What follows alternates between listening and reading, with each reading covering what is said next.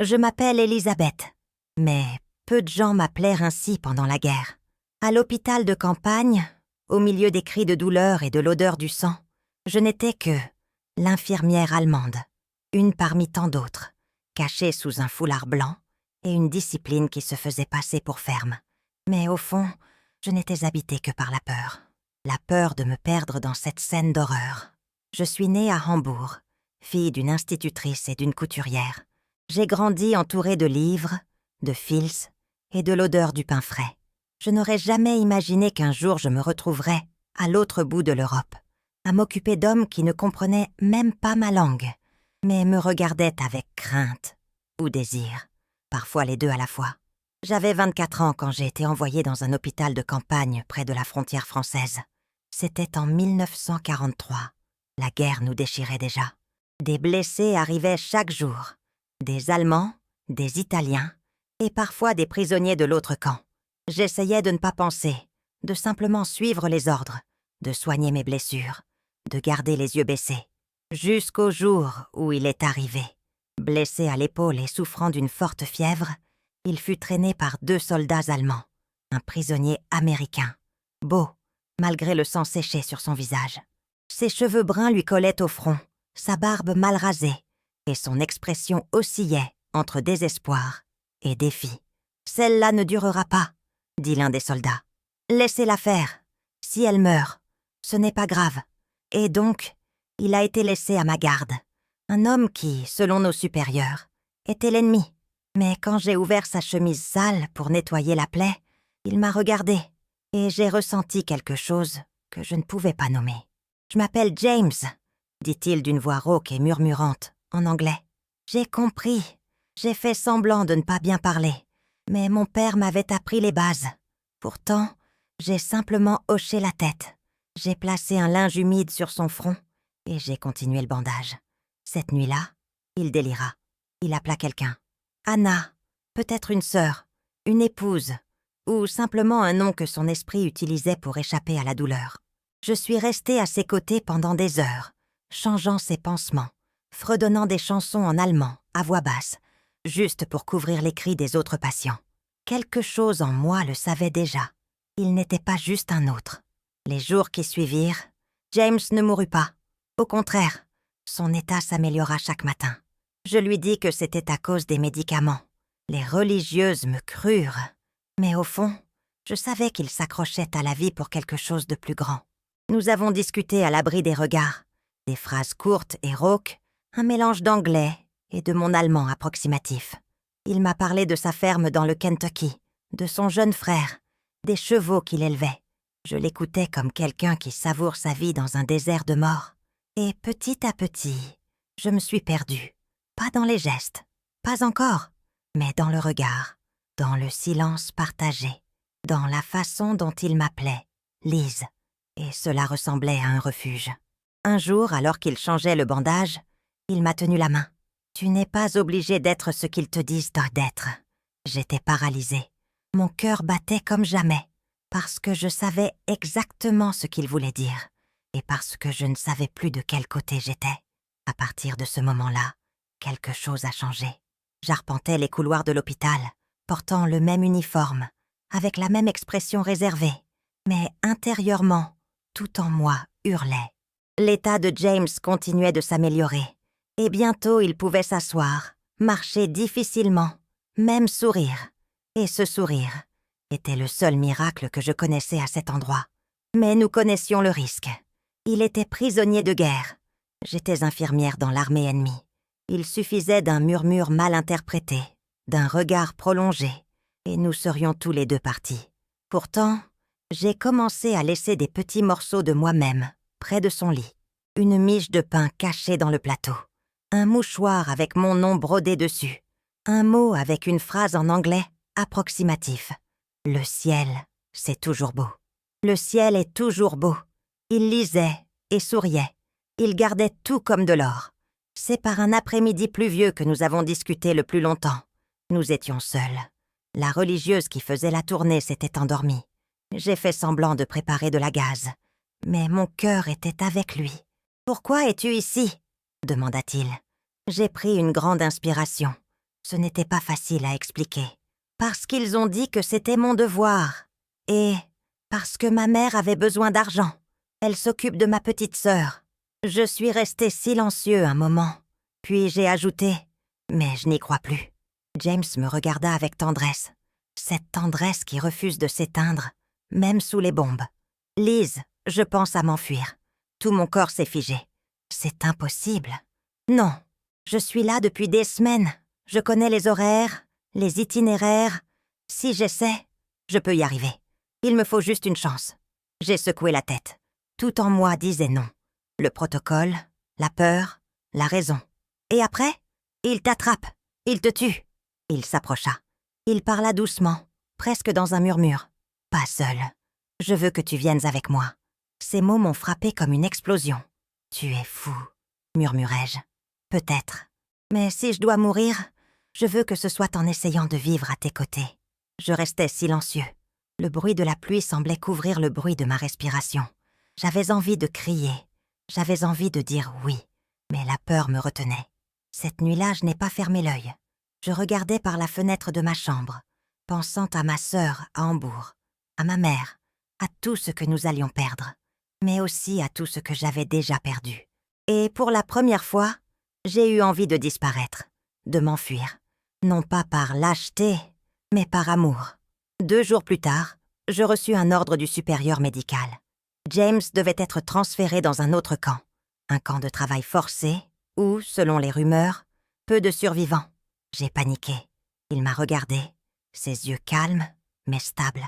Maintenant ou jamais, Liz. Ce matin-là, j'ai laissé la porte arrière du hangar déverrouillée. J'ai déposé des vêtements de rechange derrière l'infirmerie. Et j'ai écrit un petit mot. Aujourd'hui, à minuit, je viendrai avec toi. J'ai caché la note sous l'assiette à soupe. Il l'a lue et a hoché la tête. Mon cœur battait à tout rompre, tandis que je préparais tout. Le bruit de la guerre grondait au loin. Mais là, dans la faible lumière des lampes, un nouveau chemin allait naître. Un chemin sans certitude, sans promesse. Juste 2 cœurs essayant d'échapper à la destruction. Ensemble. L'horloge indiquait 11h50 lorsque je quittais le service principal. Mes mains tremblaient. Mon uniforme était glissé sous mon manteau. Et dans ma poitrine, la peur battait plus fort que n'importe quelle explosion. Derrière l'hôpital, la porte en bois grinçait légèrement, et le silence de la nuit semblait complice de notre folie. James était déjà là, vêtu du vieux manteau que j'avais laissé derrière moi, le visage partiellement recouvert d'une casquette. Son regard croisa le mien, et c'était comme si tout autour de lui disparaissait. Nous ne dîmes rien. Nous nous mîmes à courir. Nous avons emprunté le sentier qui longeait l'hôpital, traversant le champ détrempé par la pluie de la semaine précédente. Le bruit de nos pas dans la boue était étouffé, mais nos cœurs battaient trop fort. Je m'attendais à entendre à tout moment des cris, des coups de feu, des chiens, mais le monde semblait suspendu. James connaissait le chemin. Il avait observé les gardes, compté les temps, calculé les distances. Et maintenant, il guidait nos pas avec précision et hâte. Nous avons dépassé des clôtures brisées, des huttes abandonnées, un champ de blé brûlé. Après presque 1 heure de course et de silence, nous avons atteint le bord d'une petite rivière. Nous nous sommes arrêtés là, haletants. « C'est ici », dit-il en désignant l'autre côté. « Après le pont, commence le territoire neutre, un village français. Si on y arrive, on aura un abri pour la nuit. Et ensuite, demandai-je, mon souffle sortant faiblement. Alors on inventera le reste. » J'ai souri. Pour la première fois depuis des semaines, j'ai vraiment souri. Nous avons traversé le pont avec précaution. Le bois était humide et glissant, et le vent semblait vouloir nous repousser. Mais nous avons continué. De l'autre côté, nous avons trouvé une vieille grange. James a frappé doucement à 3 reprises, comme convenu avec un contact de la résistance. Une femme âgée a ouvert la porte, une lampe torche à la main. Elle nous a regardés, nous évaluant rapidement. Elle n'a rien dit. Elle nous a simplement fait signe d'entrer. Nous nous sommes abrités là jusqu'à l'aube. Dans le foin, emmitouflés dans des couvertures empruntées, nous avons enfin repris notre souffle. James a pris ma main et l'a portée à ses lèvres. « Tu aurais pu me laisser là. Mais tu es venu, et je le referai encore une fois, » répondis-je sans hésiter. Le lendemain matin, la femme nous a donné du pain, une vieille carte et une adresse. Cherchez Émile à Dijon. Il peut vous aider. Ainsi commença notre voyage. Nous faisions semblant d'être cousins. Ou frères. Cela dépendait de l'endroit où nous étions. James se rasa la barbe et apprit quelques mots de français. J'ai troqué mon foulard blanc contre un simple chapeau. Chaque ville était un risque. Chaque coin de rue, un piège. Et pourtant, il y avait de la beauté. Nous buvions de la soupe dans de modestes tavernes, rions de la confusion des accents, et, les nuits étoilées, il me racontait des histoires de son enfance. Je l'écoutais comme si je voulais mémoriser chaque syllabe. « Tu sais » m'a-t-il dit un jour, alors que nous marchions sur un chemin de terre, « je n'ai jamais cru au coup de foudre, jusqu'à ce que tu déchires ce pansement. Et je n'aurais jamais pensé qu'un ennemi me ferait me sentir à nouveau en vie. Nous nous sommes embrassés là, au milieu de nulle part, sans témoin, sans peur. Mais la guerre n'oublie pas. Elle exige toujours. Et une nuit, alors que nous nous cachions dans une église en ruine, l'inévitable s'est produit. James entendit le bruit en premier. Une marche. Des voix en allemand. « Ils nous ont trouvés !» murmura-t-il. Tout mon corps s'est figé. Il n'y avait pas de temps, ni pour réfléchir, ni pour fuir. « Écoute !» Il m'a regardé fermement. « S'il m'attrape, tu courras. Promis ? Je ne te quitterai pas. Promis, Lise. » Et avant que je puisse répondre, la porte a explosé. La lumière des lampes de poche nous a aveuglés. Et l'amour que nous essayions de protéger était désormais à la merci du destin. Les cris remplissaient l'air comme des coups d'oche-feu. « Hände, hoche !» Haut les mains. Les soldats allemands, armés jusqu'aux dents, ont déferlé comme une avalanche. Je restais paralysée, les mains levées, le cœur battant si fort que j'entendais à peine ma respiration. James se tenait devant moi, comme s'il pouvait me protéger de son corps. Mais il était désarmé, blessé, juste un homme essayant de sauver ce que la guerre voulait détruire. Ils nous ont séparés brutalement. 2 soldats m'ont traîné hors de l'église en ruine et m'ont jeté sur le sol en pierre de la place voisine. J'ai vu James être plaqué contre le mur, les mains fermement menottées. J'ai crié son nom, mais un coup dans le dos m'a fait taire. Ils parlèrent assez rapidement. Ils nous demandèrent à qui nous étions. Ils dirent qu'ils étaient au courant de notre fuite, qu'ils avaient déjà retrouvé nos empreintes près de l'hôpital. Nous avions été trahis par quelqu'un, peut-être par la vieille dame, peut-être par un voisin effrayé. Ils nous ont emmenés à un poste militaire improvisé, dans un manoir repris par la Wehrmacht. Un officier a commencé à interroger James. J'entendais les cris à travers le mur. À chaque mot, à chaque son étouffé de douleur, mon cœur saignait. Quand ce fut mon tour, l'interrogateur était un homme froid, avec des yeux aussi clairs que des lames. L'infirmière Elisabeth Köhler, fille de Ludwig Köhler, originaire du nord de Hambourg. Diplômée en 1941, elle fut envoyée à l'hôpital de campagne 2 ans plus tard. Mon estomac se retourna. Il savait tout. Vous avez abandonné votre poste, facilité l'évasion d'un prisonnier ennemi, pénétré en territoire hostile. C'est une trahison. Je suis resté silencieux. Je savais que chaque mot pouvait condamner davantage James, ou moi, ou ma famille. « Pourquoi as-tu fait ça ?» insista-t-il. Cela m'a pris du temps, mais j'ai répondu. Parce qu'il était humain. Il eut un sourire en coin, presque méprisant. Tu mourras alors en tant qu'humain. J'ai été jeté dans une cellule humide, seule, sans fenêtre, sans savoir si James était encore en vie. J'y ai passé des jours, ou des semaines. Le temps s'arrêtait quand on était entouré de peur et de silence. Parfois, on apportait du pain rassis et de l'eau. D'autres fois, même pas ça. Je pensais à lui tout le temps. Je me souvenais de sa voix, de ses yeux, de la façon dont il prononçait mon nom, avec cet accent étranger qui me faisait oublier que le monde s'écroulait. À l'aube du 10e jour, ou peut-être du 20e, qui sait, la cellule s'ouvrit. Un homme entra, sans uniforme allemand. C'était un Français, clairement lié à la résistance. « Ton petit ami est vivant !» dit-il dans un allemand hésitant. « Mais plus pour longtemps. Il l'envoie à Berlin. » Mon cœur s'est arrêté. « Et moi, toi, on a un plan. Mais tu devras nous faire confiance. On croira que tu es transféré, mais en réalité, c'est une évasion. Un de nos hommes a infiltré le transport. Il te fera sortir avant la frontière. J'aurais voulu savoir où était James. Si je pouvais le voir, lui parler. Mais je n'avais pas le temps. Le Français m'a juste recouvert d'une couverture et m'a dit « N'oubliez pas, restez en bas, ne regardez personne. » J'ai été emmenée avec d'autres prisonniers. Un camion militaire, une odeur de pétrole et de peur. Pendant le trajet, je n'ai vu aucun visage. J'ai seulement entendu des soupirs et des gémissements. Et puis, lorsque le camion s'est arrêté à un endroit éloigné, l'un d'eux a murmuré « Maintenant !» La bâche fut relevée. 2 hommes me hissèrent. Nous traversâmes les bois en courant, nous baissions et traversâmes une grange. Un cheval était déjà prêt. Je grimpais dessus, même si je ne savais pas très bien monter. « Va à Dijon, on t'y attendra. Attends les instructions. » Et il t'a envoyé ça. Ils m'ont remis une note sale et froissée avec seulement quelques mots. « Lise, n'abandonne pas. Je t'aime toujours. James. » J'ai serré ce papier dans mes bras comme si c'était lui. Et j'y suis allée. J'ai fui pour survivre.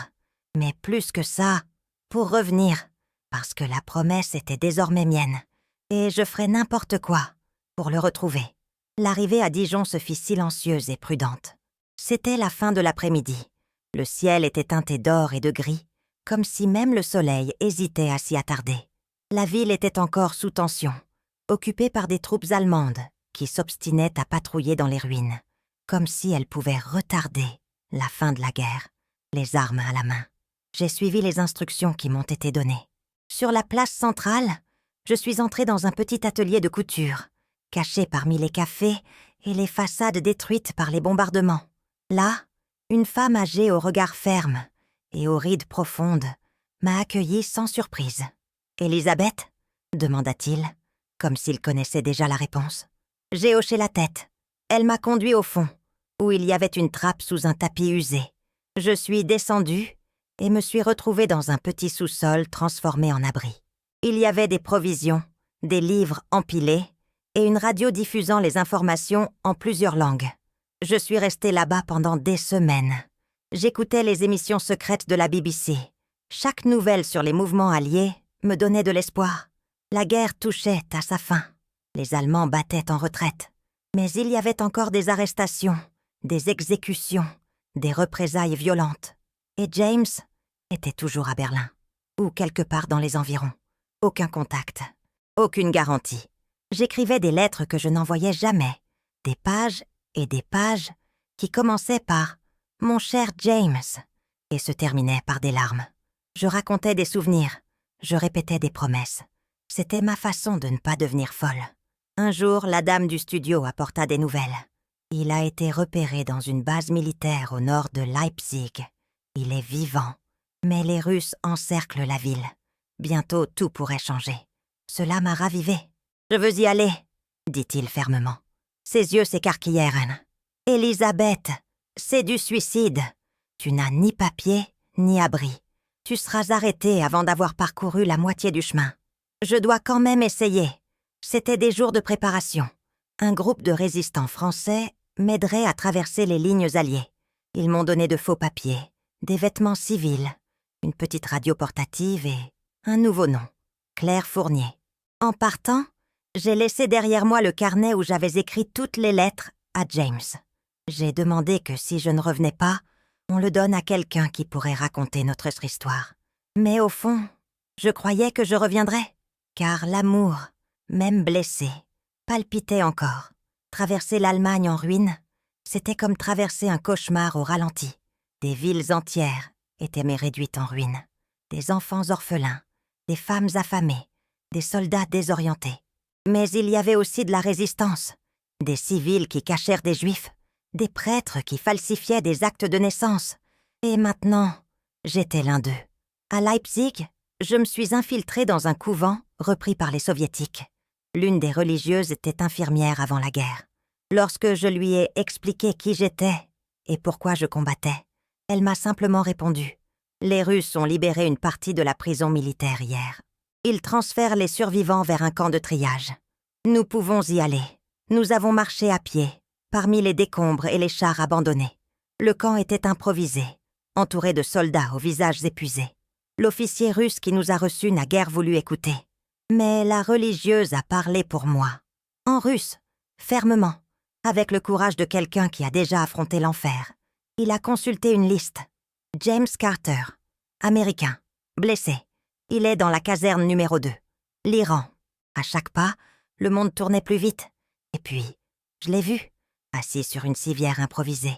Plus maigre, ses cheveux clairsemés, son regard perdu. Mais c'était bien lui. « James », murmurai-je, la voix brisée. Il releva lentement le visage. Il cligna des yeux. Il semblait incrédule.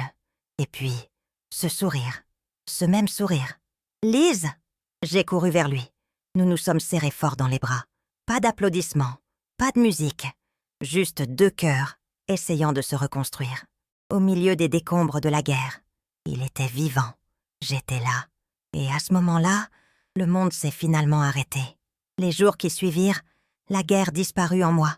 Pour la première fois depuis longtemps, je trouvais la paix dans la chaleur des mains de James. Ces retrouvailles ne marquèrent pas une fin, mais un nouveau départ, fragile comme les premiers bourgeons après l'hiver.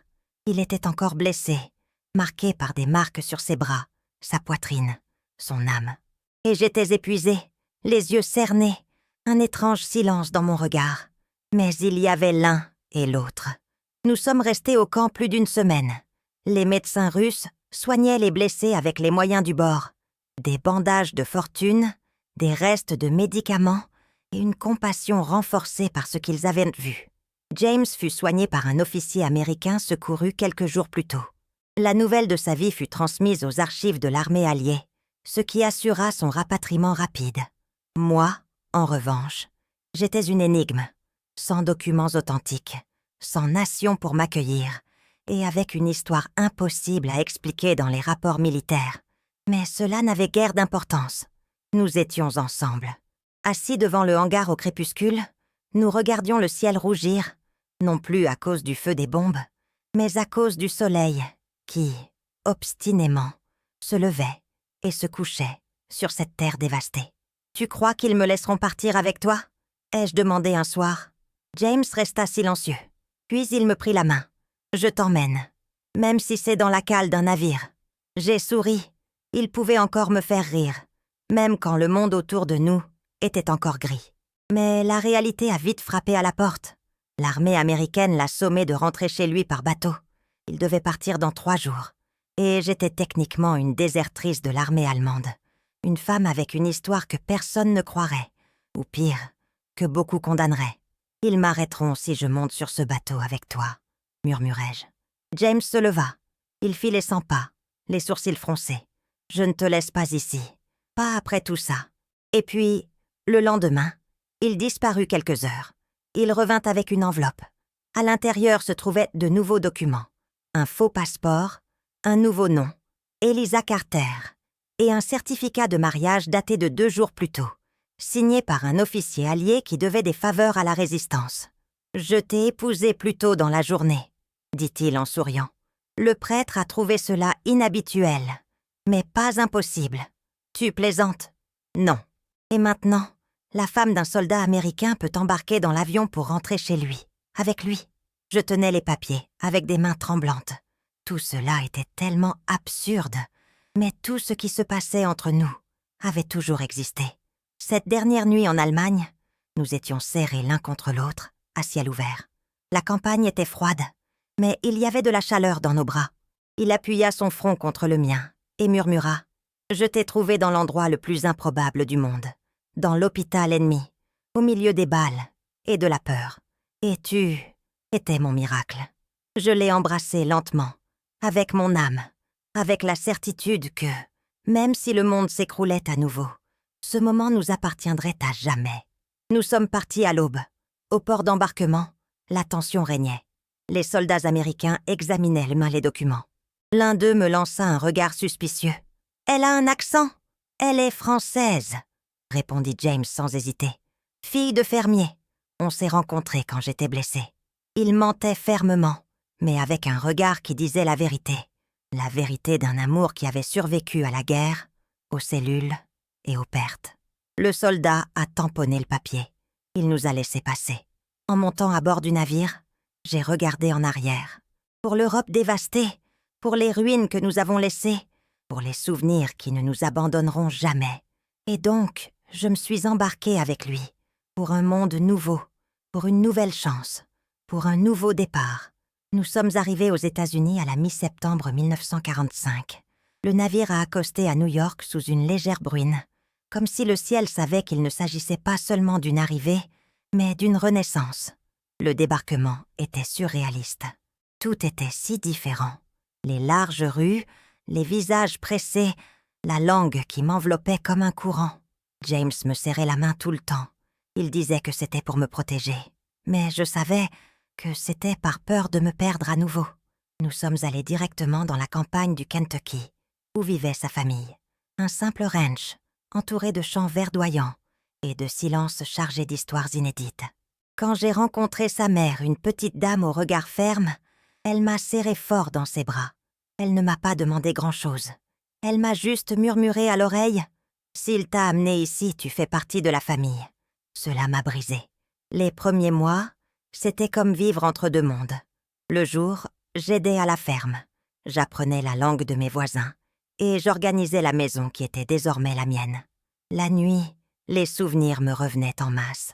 L'hôpital, l'évasion, la prison, les cris. James aussi portait ses propres fantômes. Parfois, il se réveillait en hurlant. D'autres fois, il passait des heures à regarder dans le vide, les yeux perdus dans un champ de bataille que lui seul pouvait voir. Mais nous ne nous sommes jamais quittés. Nous ne nous sommes jamais laissés seuls dans cette douleur. Une nuit, il m'a trouvé assis sur le porche, regardant les étoiles. « Tu es si calme », dit-il en s'asseyant à côté de moi. Je pensais à qui j'étais avant tout ça, avant la guerre. Il resta silencieux, puis répondit « J'y pense aussi. Qui j'étais avant de te rencontrer. Nous nous sommes regardés. C'est toujours là, dans ce silence partagé, que notre amour s'est renforcé. J'écrivais beaucoup. James m'a acheté un nouveau carnet, et chaque soir, j'y notais des souvenirs, des sentiments, des images. C'était ma façon de guérir du passé. Parfois, il lisait des passages à voix haute. Parfois, il pleurait en silence. Mais le monde n'était pas si simple. À la fin de la guerre, des questions ont commencé à surgir. Les soupçons sont devenus vifs. Quelqu'un a découvert que j'avais été infirmière dans l'armée allemande. Même si j'avais déserté, même si j'avais sauvé un prisonnier, même si j'étais désormais une épouse américaine. Pour certains, j'étais toujours l'Allemande. J'ai reçu des regards noirs au marché.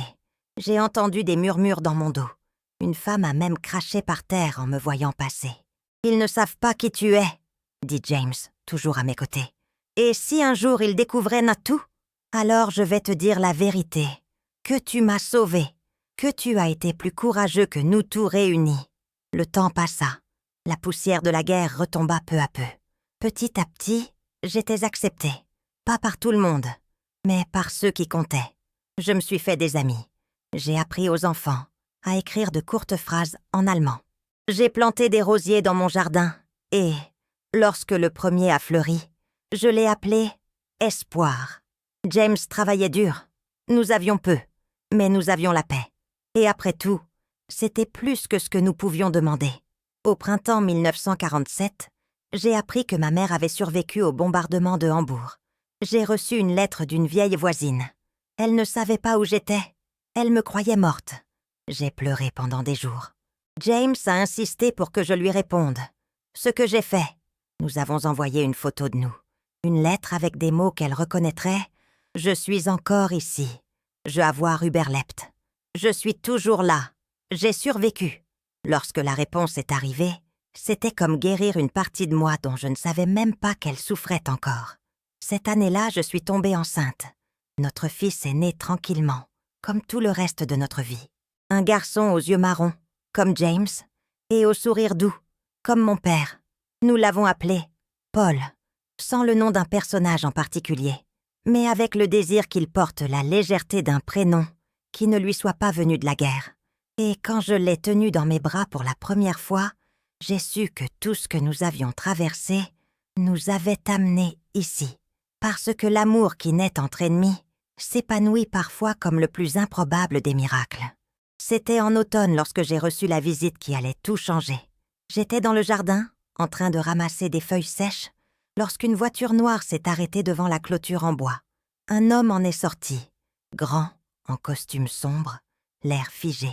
Il s'est présenté avec un fort accent américain, mais son nom était allemand. « Madame Elizabeth Carter ?» J'ai hoché la tête, un frisson me parcourant l'échine. Il m'a tendu une enveloppe. « Je travaille à la division des enquêtes d'après-guerre. Nous recueillons des informations sur d'anciens membres de l'armée allemande, en particulier ceux qui ont agi en dehors des normes militaires. Il y a un dossier à votre nom. » Mon corps s'est figé. J'étais juste infirmière. Je n'ai jamais participé à quoi que ce soit. Il m'a interrompu d'un geste. « Nous le savons. Mais il y a un problème. » J'ai ouvert l'enveloppe, les mains tremblantes. À l'intérieur se trouvaient des documents, des photos, des témoignages, et parmi eux, un nom que je ne m'attendais plus à revoir. Franz Köhler, mon frère. Il n'est pas mort en 1942, comme le prétendait sa mère. Il a survécu et a été transféré sur le front de l'Est. Il a combattu jusqu'en 1945, et selon les archives, il commandait une unité d'extermination en Pologne. Le sol s'est ouvert sous mes pieds. C'est impossible. Franz était un jeune garçon. Il étudiait la médecine. Il était contre la guerre. L'agent secoua la tête. On ne connaît pas toujours ceux qu'on aime. Son nom figure sur les listes d'interrogatoire. Il y a des témoignages. Il a été arrêté par les Soviétiques et échangé dans le cadre d'un accord diplomatique. Il est aux États-Unis. Il vit à Chicago. Il a changé de nom, mais il continue de purger sa peine de crime de guerre. Et son lien avec lui nous oblige à enquêter. Je ne pouvais pas respirer. James est sorti de la maison à ce moment-là. Il a vu l'homme. Il a vu mon visage. Il a tout compris sans que je dise un mot. Ce qui se passe, il pense que mon frère... Sa voix s'éteignit. Il est vivant. Et il a participé à cette horreur. James m'a attiré près de lui. Elle ne savait rien, a-t-il dit à l'agent. Et même si elle savait, ce n'est pas sa faute. L'agent n'a pas reculé. Elle sera appelée à témoigner. Et s'il y a le moindre indice qu'elle a protégé ou dissimulé quoi que ce soit, elle sera expulsée, déportée. Le mot résonna comme une condamnation à mort. Retour en Allemagne, vers les décombres, les épreuves, une vie qui n'existait plus. James referma la porte derrière l'homme dès qu'il fut parti. Nous restâmes assis en silence pendant d'interminables minutes. « Est-ce que tu vas me détester pour ça ?» demandai-je finalement. Il m'a regardé avec des yeux larmoyants. « Je t'ai vu prendre soin de ceux qui te traitaient d'ennemis. Je t'ai vu me sauver quand personne d'autre ne s'en souciait. Je te connais, Liz, et rien ne change ça. Mais j'avais changé. J'ai passé des jours sous le choc. J'ai écrit à ma mère. Elle m'a confirmé. Franz avait disparu. Il n'avait plus jamais envoyé de lettre. Il ne lui avait jamais dit qu'il était vivant, et encore moins ce qu'il avait fait. Et puis, une lettre est arrivée. De lui. Amour Schwester, si vous lisez ceci, c'est que mon passé m'a retrouvé. Je ne demande pas pardon. Je n'attends pas l'absolution. Je veux juste que vous sachiez. Je n'étais plus le même. La guerre m'a déformé. Elle m'a brisé. J'ai fait des choix que je ne peux expliquer. Et aujourd'hui, je vis comme un homme qui ne dort plus. C'était écrit d'une écriture tremblante, presque enfantine. Il parlait de douleur, de culpabilité, de nuits où il entendait des cris que lui seul reconnaissait. Il disait avoir lu un article sur moi, qu'il avait découvert où j'étais, mais qu'il n'avait jamais osé m'approcher. « Tu es la seule chose de bon qui me reste », écrivait-il. « Ne laisse pas mon nom éteindre ta lumière. » J'ai brûlé la lettre. Non pas par colère, mais par protection. Et le jour de la déclaration, je suis allée au poste de police avec James à mes côtés, me tenant la main comme il l'avait fait tant de fois auparavant. Je lui ai tout dit, la vérité, que je ne savais pas, que mon frère était mort pour moi, avant même de partir. J'ai été honnête, pour la première fois depuis longtemps, sans crainte d'être jugée. Après les heures de travail, l'officier m'a regardé sérieusement. Rien ne prouve qu'il ait participé à quoi que ce soit, ni qu'il ait été au courant. Vous êtes libre, Madame Carter. Je suis partie de là avec le cœur en ruine, mais avec l'âme intacte. Et cette nuit-là, quand James m'a tenue dans le noir, j'ai su. La guerre essayait toujours de m'atteindre. Mais l'amour continuait de me sauver. La vie reprit son rythme serein à la campagne. Mais je savais que quelque chose en moi avait changé. Je portais le nom d'un frère que je ne reconnaissais plus. Le souvenir de Friends hantait mes rêves. Et même si la justice m'avait absous, la culpabilité... Ah, elle ne pouvait être dissipée par des timbres ou des mots froids. James est resté fidèlement à mes côtés. Il travaillait au champ le jour et, le soir, il me lisait les journaux, essayant de me protéger des gros titres qui parlaient encore de procès, de condamnations, de noms qui me semblaient trop familiers. Paul, notre fils, avait presque 2 ans. Il courait dans la maison d'un pas hésitant et le regard curieux, et je m'accrochais à lui. Il était la preuve vivante que je pouvais encore créer quelque chose de bien dans ce monde, malgré tout ce que le passé avait tenté de me voler. C'est lors d'un chaud après-midi d'été que tout a changé. À nouveau, une lettre est arrivée, adresse manuscrite, cachet de la poste de Chicago. Mon corps s'est figé en la reconnaissant. James m'a trouvé debout sur le porche, l'enveloppe dans mes mains. « C'est le sien ?» J'ai hoché la tête. Je n'avais pas besoin de dire qui. Il le savait déjà. Je me suis assis. J'ai pris une grande inspiration et je l'ai ouvert. C'était court, plus un mot qu'une lettre. « Lise, j'ai été appelée à témoigner. Ils savent qui je suis. Et je sais que bientôt, je n'aurai plus nulle part où aller. Je voulais la voir. Une dernière fois. Pas pour me justifier. Pas pour me sauver. Juste pour dire au revoir. Je serai à la gare de Louisville. Samedi, à midi. Si tu ne viens pas, je comprendrai. Franz. » Je suis resté silencieux pendant des jours. Je ne savais pas quoi penser. Que ressentir? Une partie de moi voulait l'ignorer, brûler le journal et faire comme si je ne l'avais jamais lu. Mais une autre partie, celle qui se souvenait encore du garçon aux yeux bleus qui m'avait appris à faire du vélo, voulait comprendre. James ne m'a pas mis la pression. Samedi matin, il m'a apporté une robe simple, un chapeau et un baiser sur le front. « Va », murmura-t-il. Parfois, l'âme ne trouve la paix qu'en fermant la porte de ses propres mains. J'ai pris le train. Le voyage était lent. La chaleur entrait par les fenêtres, apportant l'odeur de la terre et le bruit des gares qui défilaient, comme des souvenirs anciens. Je suis arrivée à Louisville vers midi, et il était là, assis sur un banc en bois, plus mince, plus vieux que sur les vieilles photos. Mais toujours mon frère. Il m'a vu. Il s'est levé lentement. Il n'a pas essayé de me serrer dans ses bras. Il a juste enlevé son chapeau, en guise de demande silencieuse, de pardon. Merci d'être venu. Nous sommes restés silencieux un moment. Le train s'est éloigné derrière nous, laissant un écho métallique. « Pourquoi maintenant ?» demandai-je. « Parce que je ne voulais pas que la dernière chose dont tu te souviennes à mon sujet soit l'horreur. Il m'a tout dit. Il ne s'est pas défendu. Il ne s'est pas excusé. Il a dit qu'il avait peur, qu'il avait cédé, qu'il avait envoyé des gens à la mort, oui, qu'il portait tous les visages, tous les cris, et qu'il vivait comme un homme déjà mort intérieurement. « Je ne te reconnais pas, » murmurai-je. « Je ne me reconnais même plus, » répondit-il, les larmes aux yeux. Je ne lui ai pas pardonné, et il ne me l'a pas demandé. Je viens de dire que savoir que j'étais en vie, avec une nouvelle vie, était le seul réconfort qui me restait. Prends soin de Paul. Dis-lui qu'il avait un oncle qui a trahi le monde, mais qui a essayé, au final, de faire ce qui était juste. Quand nous nous sommes dit au revoir, il n'a pas essayé de toucher ma main. Je suis rentrée chez moi en silence. James m'attendait sur le porche. Paul a couru vers moi, trébuchant sur ses propres jambes. Je l'ai soulevé et serré contre ma poitrine. « Tout va bien ?» demanda James. « Pas encore, mais ça viendra. Cette nuit-là, j'ai écrit dans mon carnet « Aujourd'hui, j'ai enterré le dernier morceau de la guerre qui vivait en moi. Et j'ai dormi. Aucune peur, aucune voix du passé. » Avec James respirant à côté de moi et Paul rêvant dans la pièce d'à côté. C'était le début d'une paix qui, pour la première fois, semblait réelle. Les années passèrent comme le vent sur les champs du Kentucky, parfois calmes, parfois violentes, mais toujours en mouvement. La guerre, avec le temps, devint un lointain souvenir, non moins douloureuse, mais moins vive, telle une cicatrice que nous apprenions à accepter dans le miroir. Paul a grandi fort et curieux.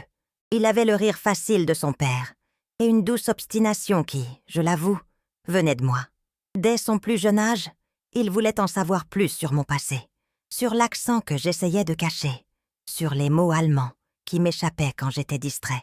Pendant longtemps, Je l'ai évité. Mais un jour, alors qu'il avait environ 12 ans, il m'a regardé avec ses yeux marrons et m'a demandé « Maman, c'est vrai que toi et papa vous êtes rencontrés pendant la guerre ?» J'ai pris une grande inspiration. Je me suis assise avec lui sur le porche. Et pour la première fois, je lui ai tout dit. Pas tout d'un coup, mais petit à petit, comme si on dénouait un fil délicat. Oui, mon fils, nous nous sommes rencontrés alors que tout autour de nous n'était que peur. Mais même au milieu de la peur, nous avons trouvé quelque chose de beau. Nous nous sommes trouvés. Il resta silencieux un moment, puis il sourit. La guerre a donc servi à quelque chose de bien. J'ai pleuré cette nuit-là, de gratitude, de soulagement, parce que je savais, à cet instant, que mon fils comprendrait, que le monde, malgré ses tragédies, pouvait encore créer des âmes charitables. James et moi avons vieilli ensemble. Nous avons vu nos cheveux grisonner et les rides apparaître comme des visiteurs attendus. Il m'emmenait danser dans le salon les jours de pluie. Il me lisait des histoires en fin d'après-midi. Nous avons planté d'autres rosiers dans le jardin, des rouges, des jaunes et un blanc que nous appelions le pardon. De temps à autre, nous recevions des lettres d'autres personnes ayant vécu des horreurs similaires. Certains disaient avoir lu des récits de la résistance à notre sujet. D'autres nous écrivaient simplement pour nous dire que des histoires comme la nôtre leur donnaient ça de l'espoir. Puis, un jour, Paul m'a surpris. « Maman, je veux publier ton histoire. »« Mon histoire ?» demandai-je, surpris. « Celui que tu écris dans ton carnet depuis avant ma naissance. Tu as tout conservé. Les journaux, les lettres, le passé. Pourquoi le cacher au monde ?» J'ai hésité, non pas par peur du jugement, mais à cause du poids des souvenirs. Mais il a insisté. Les gens doivent savoir que l'amour peut survivre même à la guerre, que les choix sont difficiles, et que parfois, le bien vient de là où on l'attend le moins. Ensemble, nous avons tout organisé. Les pages, les dates, les notes, même le faux certificat de mariage qui m'a sauvé la vie. Le livre a été publié sous un titre simple, « Entre ennemis, l'amour ». Et à ma grande surprise, cela a touché de nombreux cœurs. Nous avons reçu des lettres de petits-enfants de soldats, d'infirmières oubliées, de survivants, des gens qui, comme nous, savaient que la guerre laissait des traces, mais que l'amour pouvait laisser des racines. Aujourd'hui, j'écris ces mots, assise sur ce même porche, à regarder le coucher du soleil. James est décédé il y a 2 ans, dormant paisiblement, ma main dans la sienne. À l'enterrement, Paul a lu un passage de mon carnet. Je l'ai trouvé quand le monde m'a dit de fuir. Et il m'a aimé quand je n'ai plus cru à la rédemption. Paul est maintenant papa. Sa fille s'appelle Elisabeth. Quand elle court dans le jardin et cueille les roses que j'ai plantées, j'ai l'impression que la boucle est bouclée. La guerre a essayé de nous détruire, mais il ne pouvait pas. Parce que l'amour, lorsqu'il est vrai, ne se rend pas. Il attend, il résiste, il s'épanouit, même parmi les ruines.